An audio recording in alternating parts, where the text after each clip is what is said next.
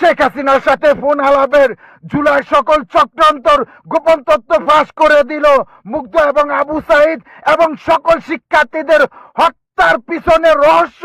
মুগ্ধ ক্যালিজমের দিকে নিয়ে যাওয়া হচ্ছে, সেটার বিরুদ্ধে কিন্তু কথা বলে, তারপরে কিন্তু এটাকে হাইলাইট করে তারপর ওকে কিন্তু মারা হয় এবং ওকে যে গুলিটা করা হয় এটাও কিন্তু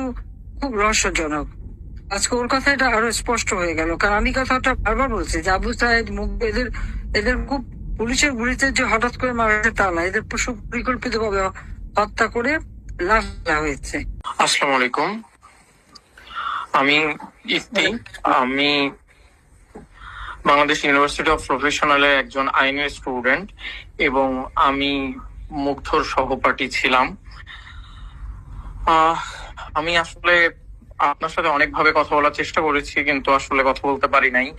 আপনি আমাদের সকলের অভিভাবক এবং আপনি আমাদের সকলের মায়ের মতো মাতৃস্থানীয়, কিন্তু আসলে আজ এমন একটা পরিস্থিতি এসে দাঁড়িয়েছে যে যেখানে যদি আমাদের মৃত্যু উপস্থিত হয় তাহলেও আমাদেরকে আর এই সত্য থেকে পিছনে সরে যাওয়ার সুযোগ নাই। আমি বাংলাদেশের নাগরিক হিসেবে আমি আজ প্রকাশ করতে চাই, যদি তা না করি তাহলে আমি দেশদ্রোহিতার কাতারে চলে যাব, এবং আমি একজন ছাত্র হিসেবে আমি এটা কখনোই চাই না। আমি মুগ্ধর খুব কাছের বন্ধু ছিলাম এবং যখন জুলাইয়ের আন্দোলনে আমি যখন মুগ্ধর মৃত্যুর ব্যাপারে শুনি, সেটা আমার জন্য একটা ভীষণ মানসিক আঘাতের কারণ হয় এবং স্বাভাবিকত এবং সঙ্গত কারণেই আমার মনে এটা ভীষণ ক্ষোভের এবং ভীষণ কষ্টের